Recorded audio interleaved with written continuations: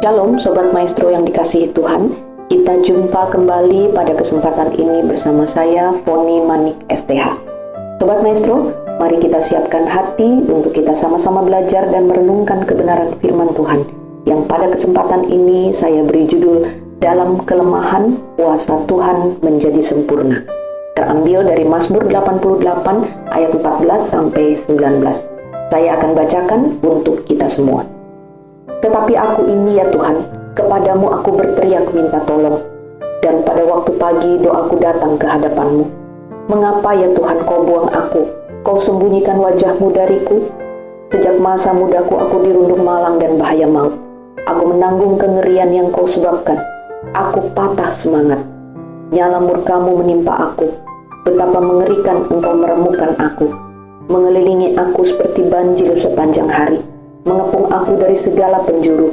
Sahabat dan teman telah kau jauhkan dariku. Hanya kegelapanlah kenalanku. Sobat Maestro, modal utama manusia adalah pengharapan. Namun paradoksnya ada pengharapan itu benar, bisa membuat kita punya impian akan hal di depan yang lebih baik. Tapi serempak dengan itu, pengharapan juga bisa membuat kita melek mata tentang realita bahwa ternyata saat ini kita masih jauh dari impian itu. Kita menjadi tersiksa karena yang ada adalah keadaan yang masih tidak baik atau masih buruk dan belum berubah. Ratapan dan nada-nada pengharapan terasa jelas di dalam Mazmur 88 bacaan kita tadi. Dan jika kita baca secara keseluruhan sampai akhir dari Mazmur ini, tidak ada satupun ungkapan syukur atau pujian kepada Allah. Isinya hanya ada keluhan dari pemazmur yang sedang mengalami lemah dan hancur. Penderitaan yang amat berat membuat pemazmur menaruh syak kepada Allah dengan berkata, "Engkau tidak benar-benar hadir bagiku." Pemazmur merasa ditinggalkan sendiri. Sahabat dan temannya dijauhkan daripadanya. Pemazmur kesepian, dibuang dan ditinggalkan karena ia merasa Allah sudah memalingkan wajahnya. Bagi pemazmur, kenalannya hanyalah kegelapan, dan ia masuk ke dalam dunia orang-orang mati, di mana mereka ini sudah tidak ada lagi yang diingat Allah. Mereka terputus dari kuasa Allah. Berbagai pertanyaan, frustasi, ekspresi, rasa sakit, dan pelampiasan emosi ditumpahkan pemazmur kepada Tuhan apa adanya. Sobat Maestro, saya mempunyai seorang sahabat yang sudah seperti kakak buat saya. Dari dia saya banyak belajar bagaimana mengungkapkan emosi ketika kita berdoa, mengekspresikan segala sesuatu apa adanya ketika kita berdoa kepada Tuhan, jujur kepada Tuhan, jujur kepada diri sendiri di hadapan Tuhan dalam doa. Sobat Maestro, budaya kita cenderung tertutup dalam mengekspresikan emosi. Lingkungan kita saat ini menuntut kita menjadi orang-orang yang kuat, dan kalau kita menangis atau mengungkapkan ekspresi sedih kita, itu menjadi hal yang tabu dan dilihat hanya sebagai drama. Ya, harusnya nggak perlulah terlalu berlebihan atau lebay. Masa seorang ibu harus menangis seperti itu? Masa seorang hamba Tuhan yang sudah pelayanan kemana-mana sampai hancur hati menceritakan kesaksiannya? Masa seorang laki-laki atau seorang ayah mengeluh soal pekerjaannya? Masa seorang anak laki-laki menangis terseduh ketika anjing kesayangannya terluka atau mati? Hidupmu itu belum seberapa jika dibandingkan dengan kehidupanku. Sampai-sampai baru-baru ini ada film yang berjudul "Bolehkah Sekali Saja Aku Menangis?" Sobat Maestro, meratap, menangis, mengungkapkan emosi tidak pernah diberi ruang.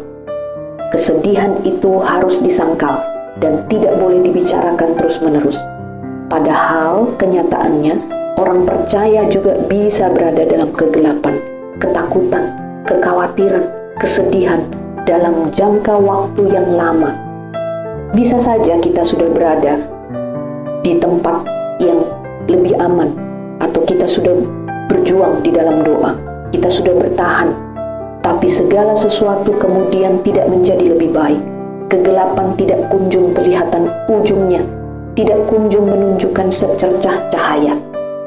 Namun Sobat Maestro, kita patut bangga dan bersyukur bahwa Allah punya pendekatannya sendiri pada kita yang sedang ada dalam keadaan jatuh dan bergumul. Ia tidak menghapus dan mengabaikan keluhan-keluhan kita. Di dalam kitab ini, ia tidak bilang kalau orang percaya sejatinya tidak boleh mengeluh atau mengungkapkan emosinya. Seruan seperti ini, keluhan-keluhan seperti ini, dan doa seperti ini tidak berkenan kepadanya. Dia tidak mengatakan hal demikian. Justru, keluhan-keluhan pemazmur ini menunjukkan akan pengertian Allah yang besar. Allah yang menerima dan mengerti cara manusia saat dia sedang lelah, saat dia sedang lemah, saat dia kehilangan harapan dan putus asa. Allah tidak marah dan tetap melihat kita, bukan karena seseorang memberi wajah yang gembira, ceria, senang, bahagia, tertawa, karena dia bisa mengendalikan emosinya, tetapi semata karena kasih karunia Allah diberikan kepada kita. Ia adalah pribadi yang sabar dan murah hati. Ia hadir bersama dengan kita dengan segala motivasi kita yang mungkin tidak murni. Karena itu, segala sesuatu tidak harus cepat dan harus jadi beres. Tidak juga selalu jelas mengapa itu terjadi. Tetapi tidak apa Sobat Maestro, bukan dengan menaruh syak kepada Tuhan, tetapi beranilah untuk memohon dan mencari pertolongan hanya pada Allah. Beranilah untuk bertanya dan terbuka terhadap pergolakan batin kita. Curahkanlah dan ekspresikan secara jujur apa adanya. Sebab orang yang meratap kepada Tuhan, artinya ia juga sedang memilih untuk percaya penuh. Seseorang yang berani menangis adalah orang yang paham bahwa dirinya punya kelemahan. Seperti ratapan pemazmur kepada Tuhan ini sebenarnya menggambarkan imannya yang masih melekat kepada Tuhan, meskipun tidak banyak. Tapi itulah celah adanya pemulihan bisa berlangsung. Lebih dari ekspresi duka yang menenggelamkan, tetapi ini menjadi pengakuan dan penerimaan akan ketidakberdayaan dan kelemahan kita. Ratapan menjadi bahasa doa, cara kita menyadari keberadaan dan kuasa Tuhan di tengah kesesakan kita. Biarkanlah Tuhan mencintai, memulihkan kita, sebab justru di dalam kelemahan kitalah kuasa Tuhan menjadi sempurna. Mari kita berdoa. Terima kasih ya Tuhan, karena Engkau tidak pernah undur di dalam hidup kami, di dalam segala keluhan, ratapan, rasa ingin menyerah, putus asa, di tengah kehidupan yang tidak mudah, di tengah pergumulan yang tidak kunjung habis. Engkau hadir, memeluk dan mencintai kami apa adanya. Tuhan terus menyertai kami. Tuhan menguatkan kami dan kami percaya kami dapat melalui setiap badai hidup bersama dengan Tuhan di dalam perahu. Kiranya Tuhan yang terus menambahkan kekuatan pada kami sampai kami mampu menyelesaikan setiap musim dalam kami punya hidup. Terpujilah nama Tuhan, di dalam nama Tuhan Yesus Kristus kami berdoa dan bersyukur. Amin.